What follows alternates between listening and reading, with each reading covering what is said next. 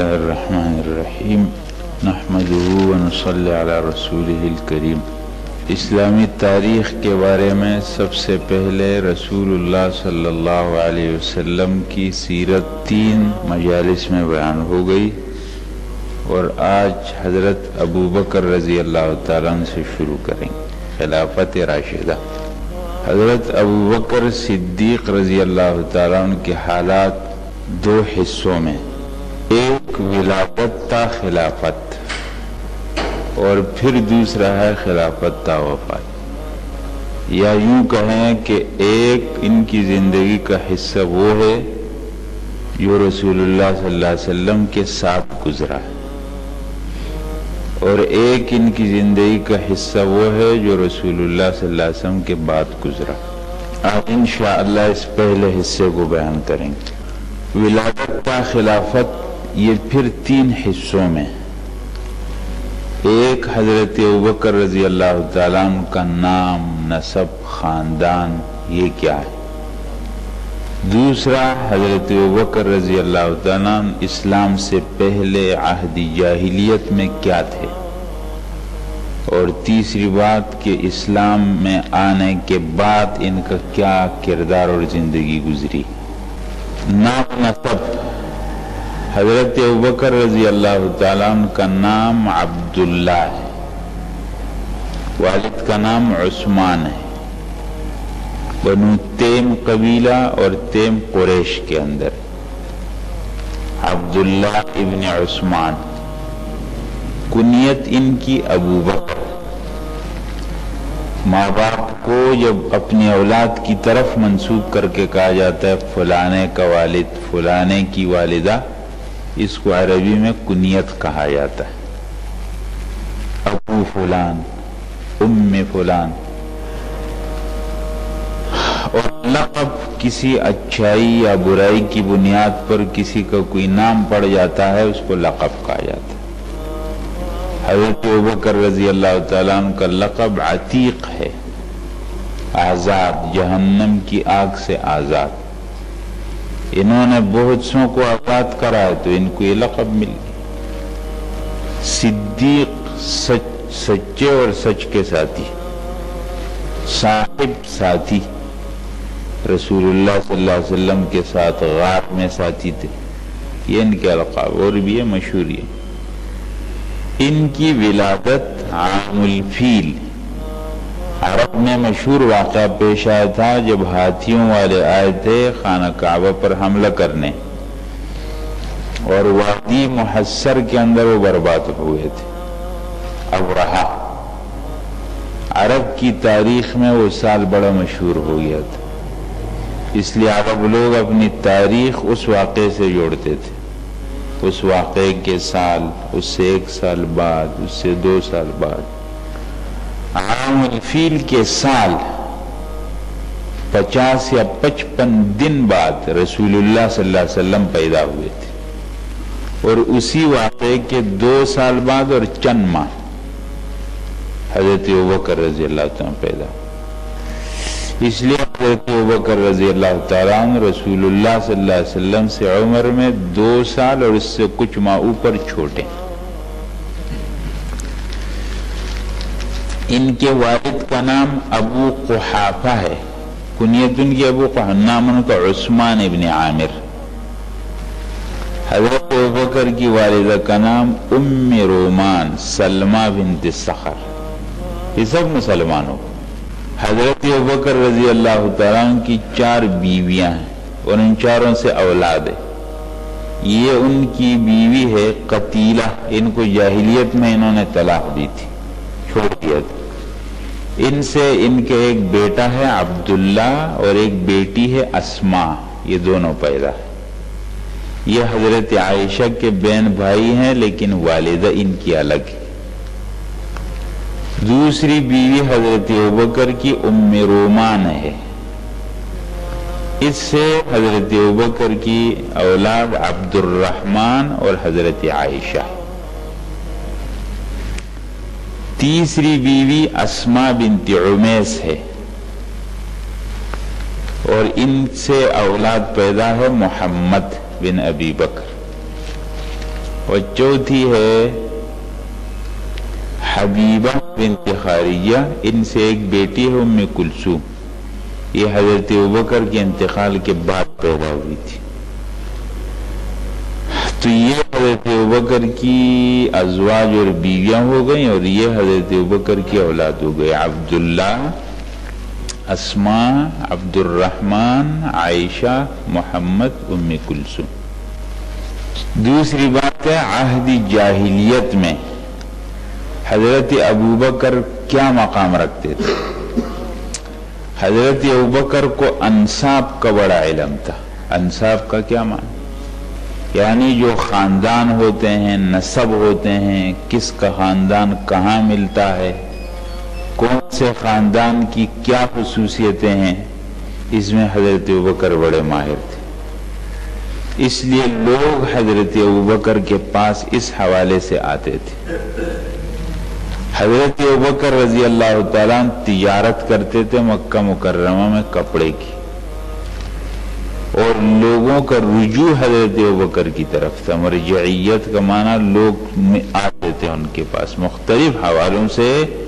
بعض لوگوں میں صفت ہوتی ہے کہ لوگ ان کے پاس جمع ہوتے ہیں، تو حضرت ابوبکر جاہلیت میں بھی یہ مقام رکھتے تھے کہ لوگ ان کے پاس آتے تھے، جمع ہوتے تھے۔ اور شراب اور بت پرستی سے انہوں نے ہمیشہ کے لیے پرہیز کیا۔ جاہلیت کے زمانے میں بھی انہوں نے شراب نہیں پی، اور جاہلیت کے زمانے میں بھی انہوں نے بت کی عبادت نہیں کی۔ سلامت فطرت۔ اس لیے حضرت رسول اللہ صلی اللہ علیہ وسلم نے دعوت دی تو پہلے ہی لمحے میں مان لیا کیونکہ ان کی فطرت سلامت تھی۔ اور قریش کا جو قبائلی نظام تھا مکہ مکرمہ کے اندر، یہ 10 بڑے قبائل تھے، ان کی حکومت تھی مکہ مکرمہ میں۔ بنو ہاشم یہ حاجیوں کو پانی پلاتے تھے، حاجیوں کا انتظام کرتے تھے۔ بنو امیہ یہ ابو سفیان کا قبیلہ، جنگ کا انتظامات۔ بنو نوفل، بنو اسد، بنو مخزوم یہ ابو جہل کا قبیلہ ہے۔ بنو تیم یہ حضرت ابوبکر کا، بنو عدی حضرت عمر کا قبیلہ۔ اس میں یہ بنو تیم حضرت ابوبکر کا قبیلہ، ان میں جب کوئی جھگڑا ہو جاتا، کوئی قتل ہو جاتا تو خون بہا دیت کے جتنے فیصلے ہوتے وہ حضرت ابوبکر کرتے تھے۔ کہیں لڑائی ہو جاتی تو اس لڑائی میں کسی کے اوپر کیا ڈالنا ہے، کیا تاوان رکھنا ہے، کیا یہ دے گا اس کے بدلے میں، یہ حضرت ابوبکر کرتے۔ معنی یہ ہے کہ جاہلیت کے اندر بھی حضرت ابوبکر کا بڑا مرکزی کردار مکہ مکرمہ کے اندر تھا۔ یہ آپ کو نظر آ رہا ہے مکہ مکرمہ ہے، رسول اللہ صلی اللہ علیہ وسلم کے زمانے میں یہ مختلف جگہیں ظاہر کیے، یہ آج کے مکہ مکرمہ سے اس کو ملایا ہے۔ یہ مسجد حرام کے بیچ میں دار الندوہ ہے، یہ بالکل حتیم کے سامنے تھا دار الندوہ۔ آج کا جو حتیم ہے اس حتیم کے سامنے بالکل دار الندوہ تھا، جہاں مکہ کے لوگ جمع ہوتے، سردار نمائندہ تھے، ہر کسی کو یہاں آنے کی اجازت نہیں ہوتی تھی، سرکردہ لوگ جمع ہوتے اور پھر وہ مشورہ کرتے تھے۔ حضرت ابوبکر رضی اللہ تعالیٰ اس کے ممبر تھے، اور اسی یہاں پر حضرت ابوبکر کا مکان تھا۔ لیکن حضرات مسفلہ مکہ مکرمہ میں جو مسفلہ کا علاقہ ہے، یہاں حضرت ابوبکر کا مکان تھا، گھر تھا۔ یہ آپ جو کہتے ہیں مکہ ٹاور یہاں پر ہے، یہاں حضرت ابوبکر کا مکان تھا، اسی جانب تھا۔ اب عہد اسلام آتا ہے، رسول اللہ صلی اللہ علیہ وسلم نے جب دعوت دی حضرت ابوبکر نے فوراً قبول کر لی۔ اس لیے جب رسول اللہ صلی اللہ علیہ وسلم نے اسلام کی دعوت دی ابتدا گھر میں، تو آپ کی بیوی حضرت خدیجہ نے قبول کی، پھر حضرت علی، پھر حضرت زید، اور جب گھر سے باہر بات نکلی ہے تو سب سے پہلے حضرت ابوبکر نے قبول کی، اسلام میں سب سے پہلے پہل کرنے والے۔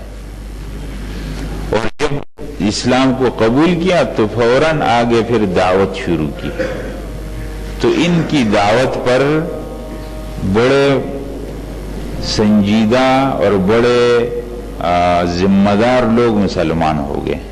حضرت عثمان، حضرت زبیر، حضرت عبد الرحمن ابن عوف، حضرت سعد بن ابی وقاص، حضرت طلحہ بن عبید اللہ، حضرت ابو عبیدہ بن الجراح، یہ سب عشرہ مبشرہ، یہ سب حضرت ابوبکر کی دعوت پر مسلمان.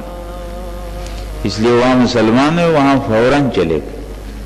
مسلمانوں کی یہ خصوصیت ہے، اپنی دینداری پر اکتفا نہیں کرنا ہے کہ بس میں دیندار ہوں کافی. اگر ہم دیندار ہیں اور اللہ نے ہم کو توفیق دی ہے تو یہ دینداری اور یہ اچھائی اور یہ رنگ آگے پھیلنا چاہیے. اگر ہم نماز کے پابند ہیں تو ہماری وجہ سے اور لوگوں کو نماز پڑھانا چاہیے. دعوت اسی کو کہ. اور پھر اس حضرت ابوبکر رضی اللہ تعالیٰ عنہ قبائل کو جانتے تھے، یعنی ان کے سامنے آپ کہہ دیتے کہ فلانا عرب قبیلہ کیا خصوصیت رکھتا ہے تو حضرت ابوبکر بیان کر دیتے. اس لیے جب رسول اللہ صلی اللہ علیہ وسلم قبائل میں گھوم پھر کر کے دعوت دے رہے تھے تو حضرت ابوبکر ساتھ ہوتے، اور آپ علیہ السلام پوچھتے تھے کہ ان کو دعوت دینی چاہیے جو لوگ بیٹھے ہوئے ہیں یا نہیں، تو حضرت ابوبکر معلوم کرتے کہ کون سے قبیلے سے، وہ کہتے ہیں فلانے سے، تو آپ مشورہ دیتے ہیں کہ ہاں ان سے بات کریں، کیونکہ مخالفت کا زمانہ تھا اور وہ لوگوں کے مزاج سے واقف تھے کہ کون لوگ بات کو سنتے ہیں، کون فوراً غصے میں آتے ہیں، کون فوراً جھگڑا شروع کرتے ہیں. یہ حضرت ابوبکر قبائل کے پورے تفصیلات سے واقف تھے. تو جب رسول اللہ صلی اللہ علیہ وسلم قبائل میں گھوم پھر کر کے دعوت دیتے حضرت ابوبکر ساتھ ہوتے تھے. پھر آگے ان کی قربانی آپ دیکھیں، حضرت پوری زندگی قربانی ہے، جانی مالی قربانی میں آپ دیکھیں. اسلام شروع اسلام کی بات ہے، حضرت عائشہ فرماتی ہیں کہ 38 لوگ مسلمان ہو گئے تھے. 38 لوگ کہ میرے والد نے حضرت ابوبکر نے رسول اللہ صلی اللہ علیہ وسلم کو یہ بات کی کہ ہم کو اپنے اسلام کا اعلان کرنا چاہیے. آپ نے منع فرمایا کہ ابھی بہت کمزور ہیں. حضرت ابوبکر نے کہا یا رسول اللہ اعلان میں کروں گا، لوگوں کو بتانا چاہیے. خانہ کعبہ مسجد حرام میں آئے اور حضرت ابوبکر کھڑے ہو کر اعلان کر دیا اسلام کا. لوگوں نے گھیر لیا، مارنا شروع کر دیا. اتنا مارا، خاص طور پر عتبہ بن ربیعہ ایک کافر تھا، اس نے جوتا ہاتھ میں اٹھایا تھا اور مار رہا تھا، اور سب لوگوں نے اتنا مارا کہ چہرہ پہچانا نہیں جاتا، بے ہوش ہو کر گھر لے جائے گا. اور سب نے یقین کر لیا کہ ان کا بچنا مشکل ہے، مر جائیں گے. بنو تیم قبیلہ آیا حرام میں، مسجد حرام میں اعلان کیا کہ ابوبکر مر گیا تو ہم عتبہ کو اس کے بدلے میں ماریں گے کہ اس نے بہت زیادتی کی تھی. حضرت ابوبکر پورا دن بے ہوش رہے. شام کے وقت جب ہوش آیا اور بات چیت کی تو سب سے پہلی بات کیا کہ رسول اللہ صلی اللہ علیہ وسلم کا کیا حال ہے. لوگ حیران رہ گئے کہ اسی کی وجہ سے وہ ابھی بھی نام لیتے. حضرت ہمارے لیے عشق کی باتیں کرنا، محبت کی باتیں کرنا آسان ہے، لیکن اس کا مظاہرہ کرنا بہت مشکل ہے. صحابہ کرام نے جو مظاہرہ کیا دنیا اس کی مثال نہیں پیش کر سکتی. ان کی والدہ نے ان کے سامنے کھانا رکھا کہ آپ کھا لے کچھ، تو کہا کہ نہیں، جب تک رسول اللہ صلی اللہ علیہ وسلم کو نہیں دیکھوں گا میں کچھ نہیں کھاؤں گا. اسی حالت میں چھپتے چھپاتے رسول اللہ صلی اللہ علیہ وسلم کے پاس لائے گئے. رسول اللہ صلی اللہ علیہ وسلم نے ان کو بوسہ دیا، چوما، اور اس کے بعد پھر انہوں نے جو کھایا کھایا. اور مکہ مکرمہ میں کتنے لوگ جو اپنے اسلام کی وجہ سے ان کو ستایا جاتا تھا، تکلیف دی جاتی تھی، حضرت ابوبکر رضی اللہ تعالیٰ نے ان کو خرید کر آزاد کیا.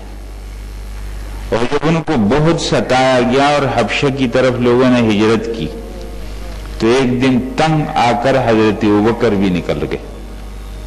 ایک جگہ پہنچے وہاں سے مکہ کا ایک مشہور آدمی تھا جس کا نام ابن دغنہ تھا، وہ آ رہا تھا۔ تو حضرت ابوبکر سے کہا کہ کدھر جا رہے ہیں؟ حضرت ابوبکر نے فرمایا کہ یہاں ہم لوگوں کا رہنا مشکل ہوگی،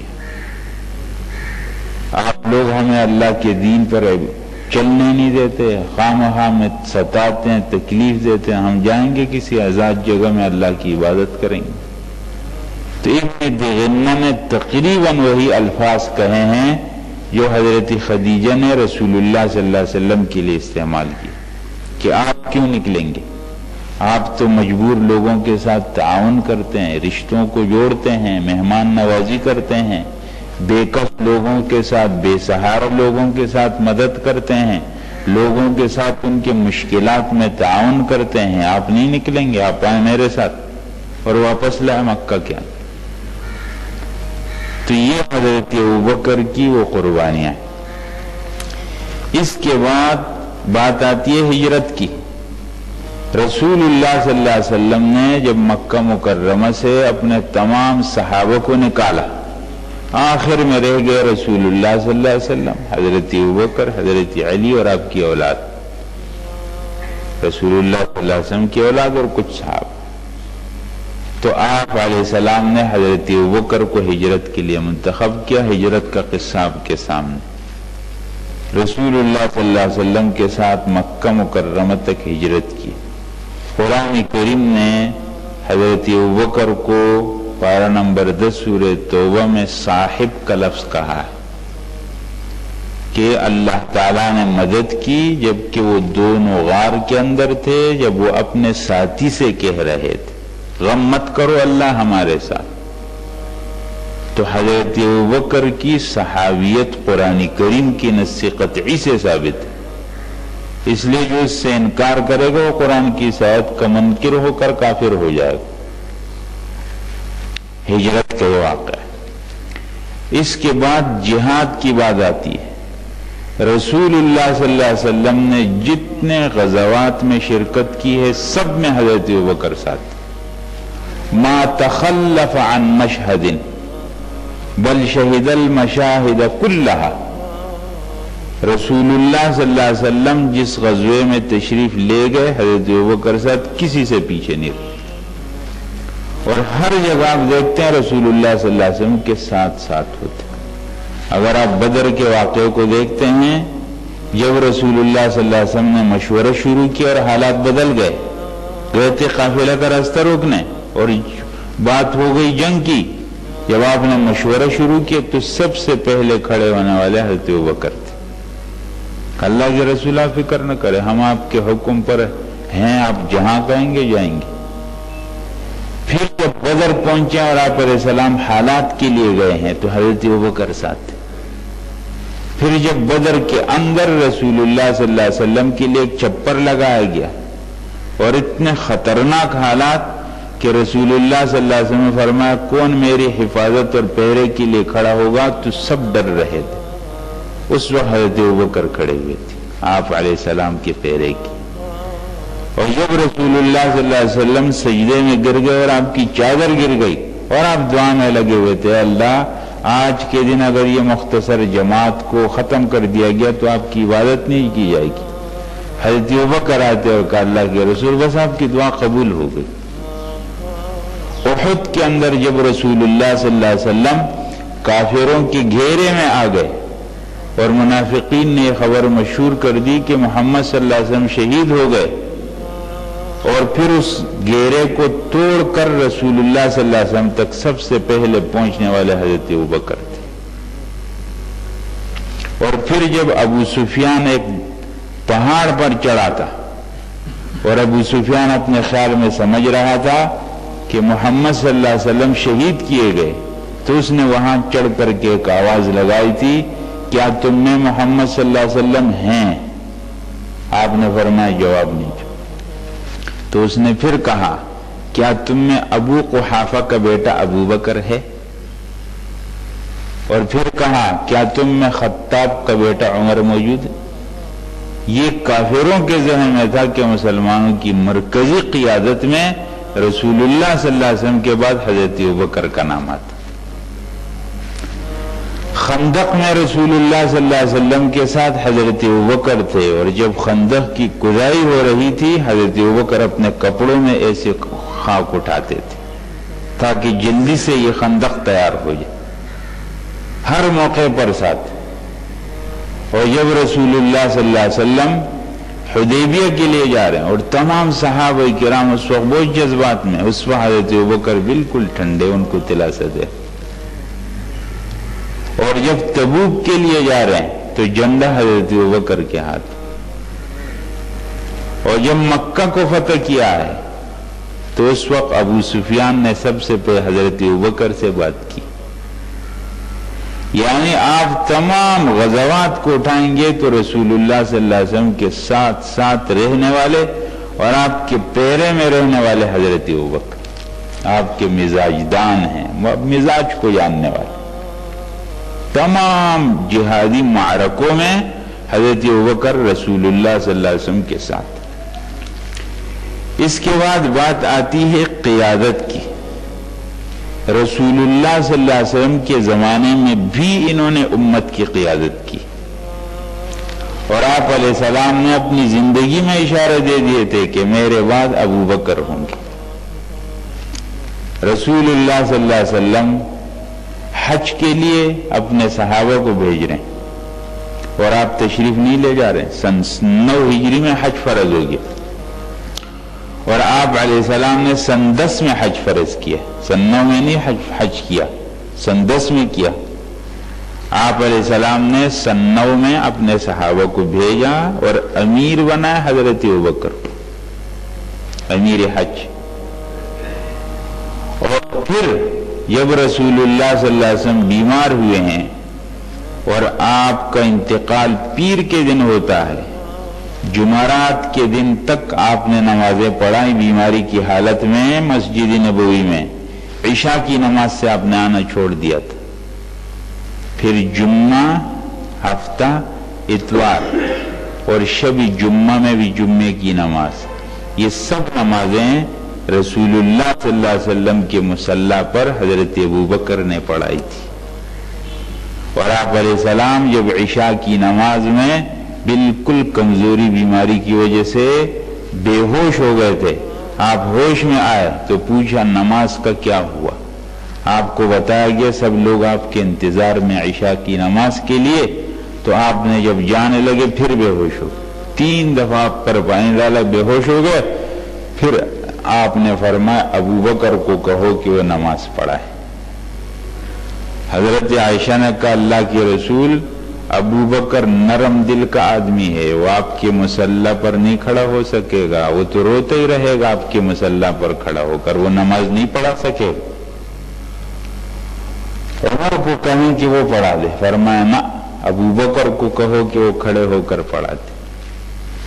رسول اللہ صلی اللہ علیہ وسلم اگر آپ اسلامی عبادات کو دیکھیں گے، 4 عبادات، نماز، زکوٰۃ، روزہ، حج، اس میں روزہ اور زکوٰۃ انفرادی کام ہے نا، روزہ تو میں رکھوں گا، میری جگہ میں میرے ساتھ کوئی مل کر نہیں رکھے گا، اور زکوٰۃ ہر آدمی اپنی نکالے گا، وہی 2 مل کر تو مشترک زکوٰۃ نہیں نکالیں گے۔ لیکن نماز اور حج ایسا ہے جو اجتماعی طور پر ہوتا ہے،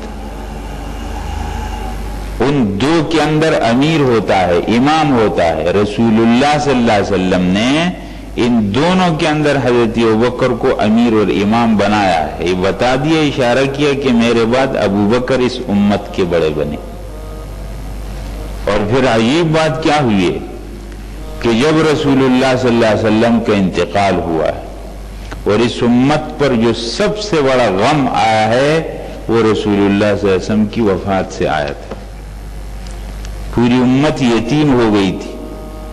حضرت انس کی روایت ہے کہ مدینہ کی تاریخ میں 2 دن آئے، ایک دن سب سے زیادہ خوشی کا جب رسول اللہ صلی اللہ علیہ وسلم مدینہ منورہ میں داخل ہوئے تھے اور مدینہ کی ہر چیز روشن ہو گئی تھی، اور مدینہ کا چپا چپا روشن ہو گیا تھا، اور مدینہ کا بچہ بچہ عجیب خوشی کے اندر تھا۔ مدینہ کے مرد رسول اللہ صلی اللہ علیہ وسلم کے ساتھ ساتھ چل رہے تھے، اور مدینہ کی خواتین اور بچے مکانات کی چھتوں پر چڑھ کر تماشا کر رہے تھے جب رسول اللہ صلی اللہ علیہ وسلم مدینہ کے اندر داخل ہو رہے تھے۔ چاند طلوع ہو گیا تھا مدینہ کے اندر اور مدینہ کی ہر چیز روشن ہو گئی۔ حضرت انس فرماتے ہیں پھر ایک دن آیا جب رسول اللہ صلی اللہ علیہ وسلم کا انتقال ہو۔ وہ گلیاں جن میں رسول اللہ صلی اللہ علیہ وسلم چلا کرتے تھے اور وہ مسجد نبوی جس کے ممبر و محراب پر رسول اللہ صلی اللہ علیہ وسلم نظر آتے تھے وہ جگہ خالی ہو گئی۔ ایک وقت تھا جب لوگ مسجد کی طرف چلتے تھے کہ چل کر رسول اللہ صلی اللہ علیہ وسلم کو دیکھے تھے، اب وہ ختم ہوگی۔ اور جب آپ علیہ السلام کا انتقال ہوا تو کہتے ہیں مدینہ کے ہر جگہ میں تاریکی آ گئی اور مدینہ کا ہر فرد رو رہا تھا اور مدینہ کے اندر غم کی عجیب فضا تھی اور لوگوں کے ہوش و حواس خراب ہو گئے تھے۔ حضرت عمر نے ایسے وقت میں تلوار اٹھائی اور کہا جس نے کہا کہ رسول اللہ صلی اللہ علیہ وسلم کا انتقال ہو گیا میں اس کی گردن اڑا دوں گا۔ آپ علیہ السلام اللہ سے ملاقات کرنے گئے جس طرح کہ حضرت موسیٰ علیہ السلام کوہ طور پر گئے تھے واپس آ جائیں گے۔ عجیب حالات۔ حضرت عثمان بالکل گم سم نہ بات کرتے نہ سنتے۔ ایسے وقت میں حضرت ابوبکر تھے۔ حضرت ابوبکر سنح کے مقام پر مدینہ منورہ سے باہر رہتے تھے، ان کی ایک بیوی، اور وہ وہاں چلے گئے تھے۔ ان کو اطلاع ملی کہ آپ علیہ السلام کو انتقال ہو گیا۔ اشراق کے وقت پیر کے دن رسول اللہ صلی اللہ علیہ وسلم کا انتقال ہوا۔ حضرت ابوبکر تشریف لائے، آپ علیہ السلام کے حجرے میں گئے اور آپ علیہ السلام کی پیشانی کو بوسہ دیا اور فرمایا طبت حیا و میتا، آپ کی زندگی بھی پاک اور آپ کی موت بھی پاک۔ پھر وہاں سے واپس ہوئے۔ حضرت عمر جوش میں کھڑے بات کر رہے تھے، فرمایا عمر بات سنو بیٹھ جاؤ۔ عمر نے سنا ہی نہیں۔ حضرت ابوبکر سیدھے گئے منبر پر کھڑے ہو گئے اور ایک خطبہ دیے، من کان یعبد محمدا فإن محمدا قد مات۔ جو محمد صلی اللہ علیہ وسلم کی پوجا پرستش اور عبادت کرتا تھا تو سن لے کہ انتقال ہو چکا ہے، اور جو محمد صلی اللہ علیہ وسلم کے رب اللہ تعالیٰ کی عبادت کر تو اللہ تعالیٰ ہے، اس پر موت نہیں آئے گی۔ پھر وما محمد الا رسول۔ صحابہ کرام کہتے ہیں میں سے معلوم ہوا جسے آیت ہم پہلی مرتبہ سن رہے، اور جب امت بالکل اس کے اوسان خطا ہو گئے تھے اس وقت حضرت ابوبکر نے اس امت کو سہارا دیا اور اس وقت قیادت کی ذمہ داری انہوں نے ادا کی تھی۔ تو یہ حضرت ابوبکر رضی اللہ تعالیٰ کی مختلف باتیں زندگی کے مختصراً بیان کیے۔ یہ زندگی کا وہ پہلا حصہ، حضرت ابوبکر ولادت سے خلافت تک۔ اب بات انشاءاللہ اگلی مجلس میں آئے گی کہ حضرت ابوبکر خلیفہ بنتے ہیں، پھر ان کے خلافت کے دور میں کیا حالات پیش آتے ہیں اور ان کے خلافت کی ٹوٹل عمر 2 سال ہیں، یہ 2 سال کس طرح گزرتے ہیں انشاءاللہ پھر بیان کریں۔